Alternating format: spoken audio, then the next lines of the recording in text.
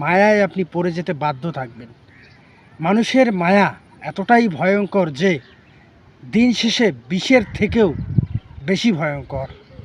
কারণ দিন শেষে আপনি যাকে ভালোবাসছেন সে প্রকৃত আপনাকে ভালোবাসে কি না সেটা জানার চেষ্টা করুন। প্রতিনিয়ত তাকে নিয়ে একটু চিন্তা করুন যে সে আপনাকে আসলেই ভালোবাসে কি না।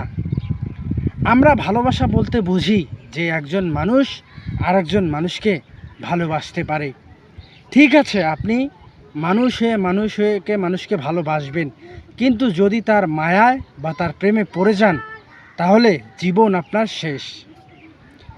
আপনি ভুল করেও চেষ্টা করবেন না বা ভুল করেও ভাববেন না সে আপনাকে ভালোবাসে।